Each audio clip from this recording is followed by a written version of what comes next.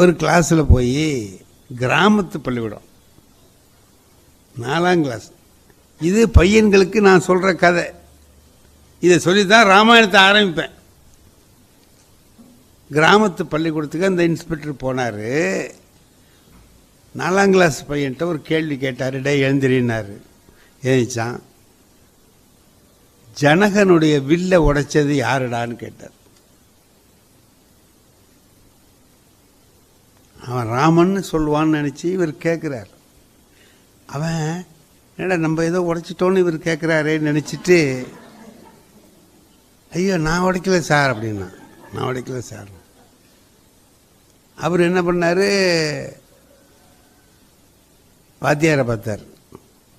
என்னையா இப்படி சொல்கிறான்? அதுக்கு வாத்தியார் சொல்கிறாரு, சார் அவன் நல்ல பையன் சார், அப்படிலாம் எதையும் உடைக்க மாட்டான் சார். அவன் உடைச்சான்னு உங்களுக்கு யார் சொன்னான்னு கேட்டார். அவர் பார்த்தா என்னடா பையன்தான் இப்படி இருக்கான்னு நினச்சா வாத்தியாரும் இப்படி இருக்கிறாரு. அது மாதிரி தலைமை ஆசிரியர்கிட்ட போய் சொல்கிறான். இந்த இன்ஸ்பெக்டர் சொல்கிறார், என்ன ஏன் உங்கள் கிளாஸ் பள்ளிக்கூடம் இப்படி வச்சுருக்கீங்க?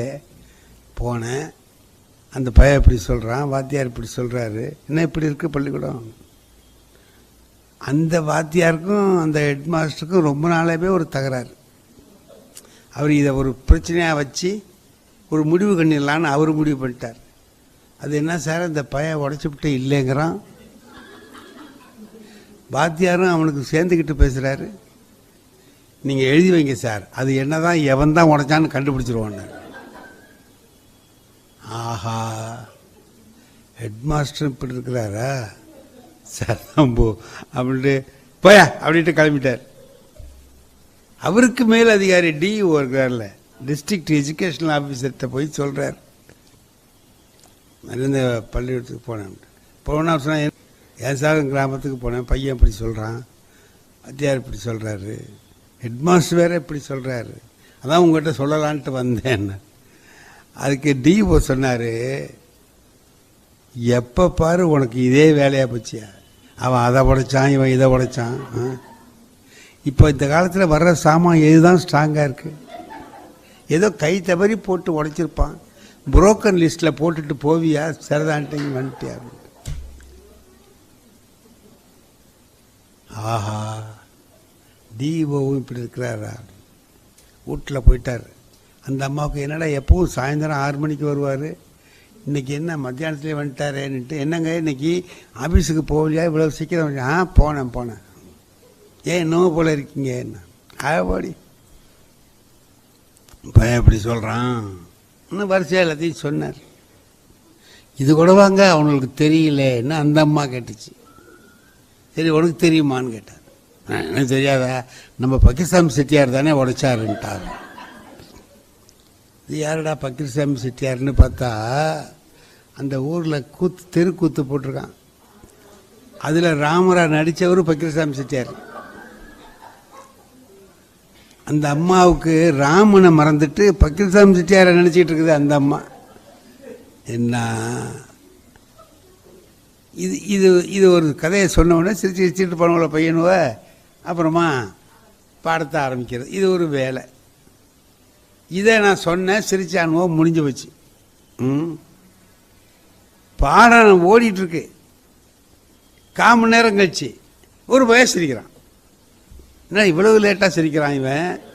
நம்ம எப்போவோ சொன்னதுக்கு இப்போ சில பேர் மறுநாள் வந்து சிரிப்பான், பார்த்துருக்கீங்களா? என்னடா திடீர்னு சிரிக்கிறானேன்னு இல்லை, நேற்று நீங்கள் சொன்னீங்கல்ல, அதுக்கு அப்போ சிரிக்காமல் இன்னைக்கு வந்து சிரிக்கிறானே. எதையும் யோசித்து செய்யணும் சார் அப்படிமா, எதையும் யோசித்து செய்யணும். அப்போ அவன் என்னடா சிரிக்கிற, எழுதுறா, என்னடா சிரிக்கிற? வேணாம் சார், வேணாம் சார், சொல்றா சொல்கிறான். இல்லை சார், நீங்கள் இன்னைக்கு இந்த கதை சொல்லுவீங்கன்னு இவன் சொன்னான் சார்.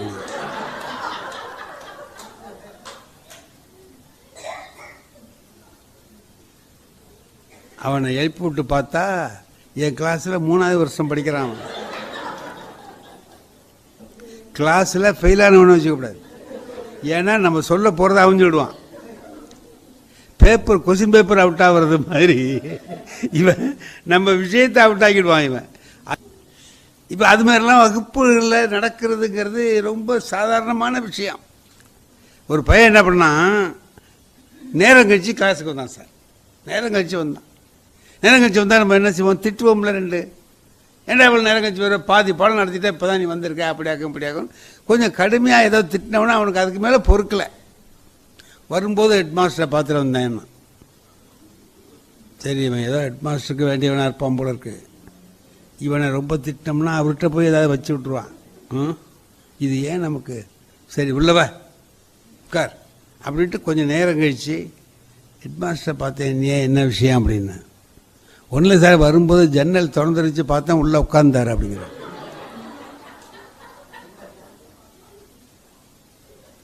அதாவது அவன் சொன்னதை நம்ம நினச்சி பார்த்தோம்னா என்ன, ஏதோ அவர்கிட்ட கொஞ்சம் நேரம் பேசி இருந்துட்டு வந்த மாதிரி சொல்கிறான்.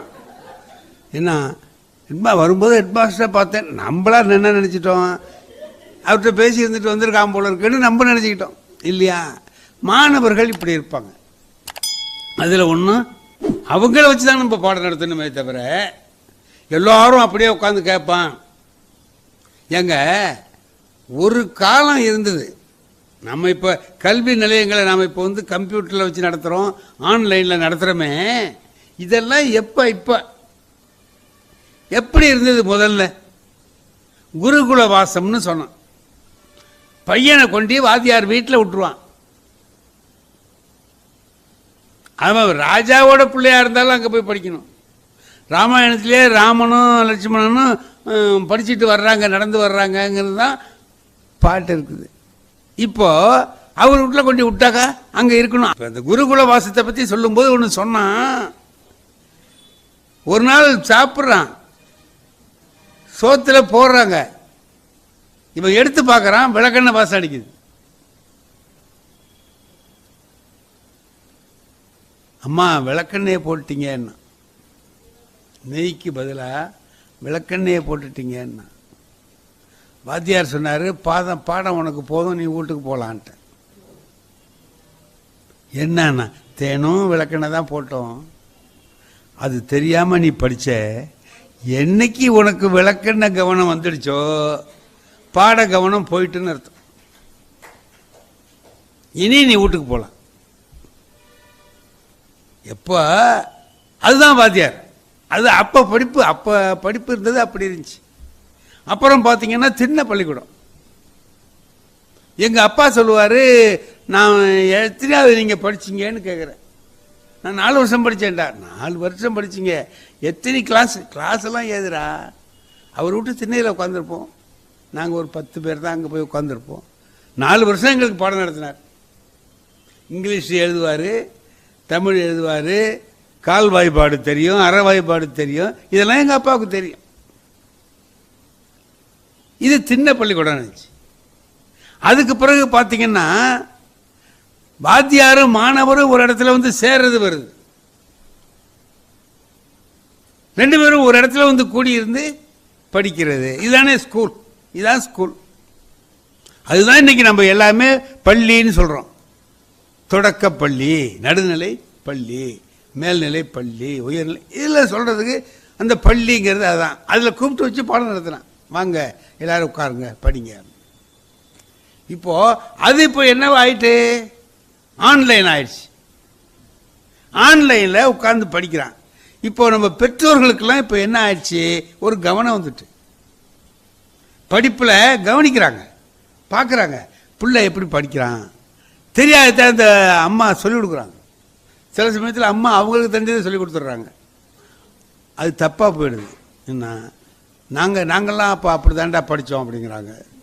நீ படித்தது சரி, இப்போ எங்களுக்கு இது சொன்னால் எங்கள் டீச்சர், நீங்கள் டீச்சரை பற்றி சொன்னீங்கல்ல, டீச்சர்கிட்ட அவ்வளவு மரியாதையாக இருப்பாங்கன்னு நம்ம செயலாளர் சொன்னாங்க பாருங்கள், உண்மை. என் பேத்தி சின்ன பிள்ளையா இருக்கிற காலத்தில் ஒரு ரோஜா பூவை இங்கே வச்சுருந்தா, பின்னால் வைக்காமல் இங்கே வச்சிருக்கியேன்னு. எங்கள் டீச்சர் இப்படி தான் வச்சுருப்பாங்கங்கிறா. அதாவது அவங்க சொல்கிறது மட்டும் இல்லை, அவங்க எப்படி இருக்கிறாங்களோ அது மாதிரி நடக்கணுங்கிற எண்ணமும் வந்துச்சு. ஆசிரியரை பின்பற்றுகிற புத்தி வந்துச்சு. இதை எல்லாத்தையுமே நாம என்ன செய்யறோம், அந்த ஆசிரியர் அப்ப எப்படி இருக்கணும் அப்படின்னா, அவரு மலை மாதிரி இருக்கணும்மா, மலர் மாதிரி இருக்கணும்மா, என்னமா இருக்கணும், பார்த்தா மலைக்கிற மாதிரி இருக்கணும். இவரு மாதிரி எல்லாம் யாராலையும் இருக்க முடியாதுடா. ஒருத்தனை கேட்டானா, கடலை யாராலும் தாண்ட முடியாது. நானா, ஏன் எங்க வாத்தியாரால கூடவா முடியாது அப்படின்னா, அவங்க வாத்தியாரால முடியும்னா, வாத்தியாரால முடியாது எதுவுமே கிடையாது. எதையும் எங்க வாத்தியாரால செய்ய முடியும் அப்படிங்கிற எண்ணத்தை வாத்தியார் உண்டாக்கி இருக்கணும். உண்டாக்குனாங்க. எனக்கு ஆசிரியர் இருந்தார், சாமிநாத ஐயர்னு அவருக்கு பேர், சாமா சார்னு எல்லாரும் சொல்லுவாங்க. ஏழ்மையில் இருந்தார். அதாவது எவ்வளவு சம்பளம்னு கேட்டீங்கன்னா 100 ரூபாய்க்குள்ள சம்பளம். நான் வேலையில போய் சேர்ந்த போது எனக்கு 30 ரூபா சம்பளம். சம்பளம் 30, அலவன்ஸ் ஒரு 35, 65 ரூபா. ஒரு வருஷத்துக்கு இன்கிரிமெண்ட் எவ்வளவு தெரியுமா, 50 காசு. 30 அரை 33ங்கிறது ஸ்கேல் ஆஃப் பே. 65 66 ரூபா ஒரு மாசத்துக்கு சம்பளம் வரும். பெரும்பாலும் அப்படி இருந்துச்சு. அப்புறம் ஹைஸ்கூலுக்கு வந்து அது பார்க்குற போது 150, 200 ரூபா, 300 இவ்வளவுக்குள்ளதான் வந்துச்சு. ஆனால் ஆசிரியர்கள் எப்படி இருந்தாங்க அப்படின்னு கேட்டா, இந்த சம்பளம் குறைச்சலா இருந்ததுனால அவங்களுடைய மதிப்பு குறையல.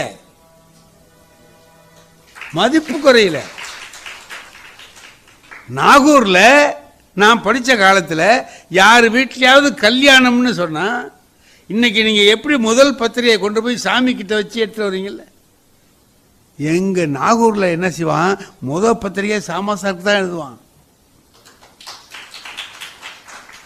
சாமிநாத ஐயர், டேய் சாமாசாருக்கு பத்திரிகைடா முதல்ல எழுது அப்படிமா. மஞ்சளை தடவிய சாமாசார் சாமிநாத ஐயர்னு எழுதி கொண்டு வந்து கொடுத்தார். கடைக்கு போவார், அவர் தர்காவுக்கு போவார் தினம். அங்க எல்லாருமே போவாங்க, எந்த வேறுபாடும் கிடையாது. மிதியடி கட்டை தான் போட்டிருப்பார், செருப்பு இல்லை, கட்டை. டக்கு டக்குன்னு சத்தங்க அவர் நடந்து வந்தார். அவர் போகும்போது இந்த கடை வெத்தலை பாக்கு கடைக்காரர் என்ன செய்வார், வெத்தலை சீவல் எல்லாத்தையும் எடுத்து வச்சு மடிப்பார், மடித்து பக்கத்தில் வச்சுக்குவார். அவர் திரும்பி வரும்போது ரோட்டில் இறங்கி போய் அவர் கையில் இதை கொடுப்பார். இதை வாங்கிட்டு சாமா சார் என்ன செய்வார் தெரியுமா, பையில கையை விட்டு இப்படி ஆட்டுவார். காசு எடுக்கிறாராம். இல்லை அங்கே காசு எவ்வளவுப்பா அப்படிம்பார். நீங்கள் போங்க சார். இதான் இது தினம் ஒரு நாடகம் மாதிரி நடக்கும். ஒரு ஆசிரியருக்கு இருந்த மரியாதை என்ன காரணம் தெரியுமா, அந்த மாணவர்களுடைய நலனில் அவர்கள் அக்கறை செலுத்தினார்கள். நான் நாகூர்ல இருந்தேனா, அந்த சாமிநாத ஐயர் சாமா சார் ரிட்டையர் ஆகிறார். நான் அவர்கிட்ட படித்தேன், எங்கள் அண்ணன் அவர்கிட்ட படிச்சிருக்கிறார். என்ன பேர் சொல்லி அவர் கூப்பிட மாட்டார், எங்கள் அப்பா பேரை சொல்லி என்ன கூப்பிடுவார். டேய் ரத்னசாமி மவனே இங்கே வா, ஏன்னா எங்கள் அப்பா அவர்கிட்ட படிச்சிருந்தாருன்னா. அவரு ரிட்டையர் ஆகிறார். நான் அப்போ திருவாரூருக்கு வேலைக்கு வந்துட்டேன். அதில் பேசுறதுக்காக என்ன கூப்பிடுறாங்க. நான் போகிறேன். அங்கே யார் வந்திருக்கா தெரியுமா, நாகூர் ஹனீபா வந்திருக்கார், பாட்டு பாடுறவர் வந்திருக்கார். வந்து அவருக்கு ஒரு மோதிரம் போடுறார். என்ன சொல்லி போட்டார் தெரியுமா அந்த மோதிரத்தை, இந்த தலையில் அவர் குட்டின குட்டு எனக்கு நினப்பு இருக்கு, குட்டின கைக்கு மோதிரம் போடுறேன்ட்டு போடுறேன். அப்பா அவர் ஒன்று சொன்னார், ஹனீஃபா ஒன்று சொன்னார், அருமையான செய்தி சொன்னார். நான் 5வது படித்தேன் சார்கிட்ட. ஒரு நாள் வந்து உட்காந்து, அப்போவே நாங்கள் பாட்டெல்லாம் பாடுறது. இந்த வந்திருந்த பயல் அப்போ ஞான சௌந்தரின்னு ஒரு படம், அதில் உள்ள ஒரு பாட்டை என்ன பாட சொன்னானுவ, நான் பாடினேன். இதை சாமா சார் கேட்டுக்கிட்டு இருந்திருக்காரு போல இருக்கு, எனக்கு தெரியாது. பாட்டு முடிகிற நேரத்துக்கு வந்தார். டேய் எழுந்திர்றான்னார். தடுமாறி போயிட்டோம். பார்த்துட்டாரு, இன்னைக்கு கொலை பண்ண போறார். கிளாஸில் எப்படி பாடினேன்ட்டு கேட்பார். அவர் சொன்னாராம், உனக்கு பாடம் தாண்டா சரியாக வரமாட்டேங்குது, பாட்டு நல்லா வருது. இந்த குரல் வளம் எல்லாருக்கும் அமையாதுரா அப்படின்னு சாயந்தரம் ஒரு சங்கீத வித்வான்கிட்ட அழைச்சிட்டு போய், எஸ்எம்ஏ காதர்னு ஒரு பெரிய சங்கீத வித்வான், அவர்கிட்ட அழைச்சிட்டு போய் இவன் நல்லா பாடுறான், இவனை கொஞ்சம் தயார் பண்ணுங்க அப்படின்னு சொல்லி விட்டு அவர் சொல்றார், இன்னைக்கு நான் நல்லா இருக்கிறேன், சாரால தான் இருக்கேன்னு சொல்லி சொல்றார். ஆசிரியர்கள் மாணவர்களுடைய வாழ்க்கையில அப்படி ஒரு ஈடுபாடா இருந்தாங்க, அப்படி ஒரு ஈடுபாடா இருந்தாங்க. அவனுடைய முன்னேற்றம் தன்னுடைய முன்னேற்றம் நினைச்சாங்க. நான் இருக்கேன். இப்போ ஐஜி ஒருத்தர் இருக்கார், முருகன் ஒருத்தர் இருக்கார், ஒரு 3-4 மாவட்டங்களுக்கு அவர் தான் பெரிய போலீஸ் அதிகாரி. அவரு என்னுடைய பிறந்த நாளை ஞாபகம் வச்சு எனக்கு வாழ்த்து அனுப்புறார். என்னங்க அப்படின்னா, உங்கள்கிட்ட படித்ததுனால தான் சார் நான் அன்னைக்கு நல்லா இருக்கேன், உங்கள்கிட்ட படித்ததுனால தான் நல்லா இருக்கேன். ஐஏஎஸ் இருக்கார், ராஜராஜன் இருக்கிறாரு, அவர் பெரிய அதிகாரியாக இருக்கிறார், கர்நாடகாவில் இருக்கிறார்.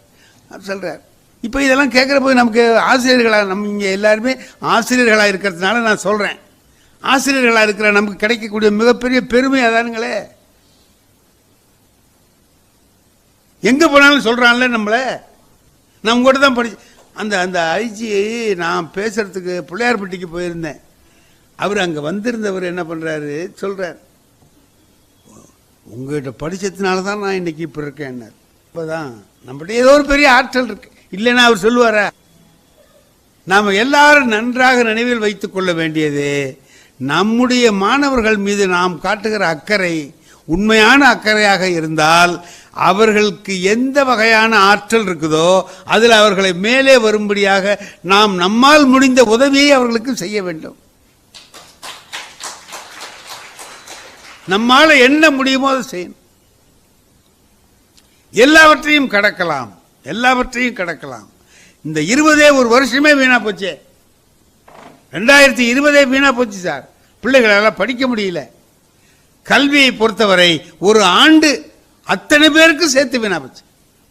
ஒருத்தன் சொல்லுவான், என் வாழ்க்கையில் ஒரு வருஷம் வீணா போயிட்டு சார். இப்போ இத்தனை பேருக்கும்ல ஒரு வருஷம் போயிட்டு இல்லை, அப்போனா கணக்கு போட்டினா எத்தனை வருஷம் போயிட்டு. ஒரு 2 கோடி 3 கோடி பேருக்கு தமிழ்நாட்டில் போயிருக்குன்னா எவ்வளவு நம்ம இழந்திருக்கிறோம். இந்த இழப்பை எப்படி ஈடுகட்டுறது? இதை எப்படி நாம ஓரளவுக்கு இந்த இணைய வழியில அவங்கள இணைச்சு போட்டு சொல்லி கொடுத்துருக்குறோம். சும்மா இல்லை, நம்மால முடிந்ததெல்லாம் செஞ்சிருக்கிறோம், நம்மால முடிஞ்சதெல்லாம் செஞ்சிருக்கிறோம். அந்த பிள்ளைகளை கொஞ்சம் கவனமா இருக்கிறதுக்கு ஏற்பாடு பண்ணியிருக்கிறோம். சரி, போதுமா? போதாது. தேர்வுகள்லாம் நடத்துறமே தவிர சரியா நடந்ததுன்னு மனசாட்சிப்படி சொல்ல முடியாது. வேண்டாம் வேண்டாம். சரி, இதை தாண்டி வந்தாச்சு, முடிஞ்சு போச்சு. எல்லாமே கடந்து போகும்னா வாழ்க்கையில் 2ம் உண்டு தான். நாம் அதுக்காக எதையும் நிறுத்திறதில்லை, எதுவும் நின்று போகவில்லை. 20 பட்ட துன்பங்கள் நமக்கு என்ன செய்யும்? 21 எப்படி இருக்கணுங்கிறத காட்டும். எப்படி இருக்கணும்? எனக்கு அந்த கடத்தரில் எல்லாம் எல்லாரும் எந்த கவலையும் இல்லாம நெருக்கி அடிச்சுக்கிட்டு போறான், முகக்கவசமே இல்லை. அதாவது எல்லாமே சரியா போச்சு, இனிமே நம்ம எப்படி வேணாலும் இருக்கலாங்கிற மனநிலைக்கு மக்கள் வந்துட்டாங்க. இல்லை, இன்னும் கொஞ்ச நாளைக்கு நாம கவனமா இருந்து அவைகளை எல்லாம் நீக்க வேண்டும். கெடுதல்ல ஒரு நல்லது, கேட்டினும் உண்டு ஓர் உறுதி, கிளைஞரை நீட்டி அளப்பதோர் கோல்னா. கெடுதல்ல ஒரு நல்லது இருக்குடான்னார் திருவள்ளுவர். ஒருத்தனுக்கு வர்ற கேட்லியே ஒரு நல்லது இருக்கு. என்னன்னா, எவன் உனக்கு வேண்டியவன் எவன் வேண்டாதவன் அப்பதான்டா தெரிஞ்சுக்கலாம். எவ்வளவு துன்பம் இருந்தாலும் ஓடி வந்து உதவி செய்யறான் பாருங்க ஒருத்தன், அப்ப பயந்துட்டு விட்டுட்டு ஓடுறான் பாருங்க ஒருத்தன். இவன் யார் ஓடுவான் எவன் ஒடியாருவாங்கிறத தெரிஞ்சுக்கலாம். இந்த நோய் நமக்கு அப்படிப்பட்ட நண்பர்கள் யார் எதிரிகள் யார் காட்டுச்சில்ல, நமக்கு காட்டுச்சில்ல. நம்ம ஒரு ஞானத்தை அடைந்திருக்கிறோம் என்று சொன்னால் அதை வாழ்க்கையில விடாமல் பின்பற்றினால்தான் வாழ்க்கை சுகமாகவும் இனிதாகவும் பயனுடையதாகவும் அமையும். ஆகையினால 20 பெற்ற பாடம் 21 நாம் நடைமுறையிலே கொண்டு வந்தால் சரியா போயிடும்.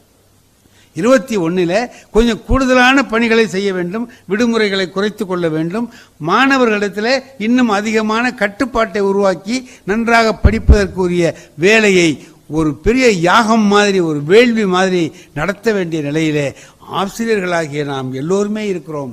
மாணவர்களை விளையாட ஆரம்பிச்சுட்டான் பாருங்க, மறுபடியும் இந்த சம்மர் வெக்கேஷன் முடிஞ்சு பள்ளிக்கூடத்துக்கு வரும்போது கஷ்டப்பட்டு வருவான். அது மாதிரி இப்போ ரொம்ப அலைஞ்சிட்டான், ரொம்ப ஃப்ரீயாக இருந்துட்டான். அவனை கொண்டாந்து சேர்க்கறதுங்கிறது ஒரு கஷ்டம். உங்களுக்கெல்லாம் பரவாயில்லை, தொடக்கப்பள்ளி நடுநிலைப் பள்ளியில் உள்ள ஆசிரியர்களுக்கு இன்னும் பெரிய கஷ்டம். அவர்களை கொண்டு வந்து இதில் பயன்படுத்துவது என்பது. ஆகையினால பெரிய பணி நம் முன்னாலே இருக்கிறது, அதை செய்தாக வேண்டிய நிலையிலே நாம் இருக்கிறோம் என்பதை சொல்லி, அருமையான ஒரு வாய்ப்பு. ரொம்ப நாளாச்சு இவ்வளவு பேரை பார்த்து பேசி. நாங்கள் அந்த இதில் பேசுகிறோம், இணைய வழியில் ஆன்லைனில் மீட்டிங்லாம் நடத்துகிறோம். ஆனால் யாரை பார்க்கறது? நானாக உட்காந்துட்டு பேசிகிட்டே இருப்பேன். என்ன அவர் கடைசியில் சொல்வார், நல்லா இருந்துச்சு சார். அவர் வெளில எங்கேயா போயிருப்பார், இடையிலேயே லீவ் அப்படின்னு வந்தது, லெஃப்ட் அவர் போயிட்டாருன்னு வந்திருக்கு. அது சொல்கிறான், சார் இன்னைக்கு உங்கள் பேச்சு மாதிரி இது வரைக்கும் நீங்கள் பேசுனே இல்லை சார் அப்படிமா. ரொம்ப நல்லது, நீ யார் பேச்சடா சொல்கிறப்பா அப்படின்னு சொல்லிட்டு கேட்டுருக்கு.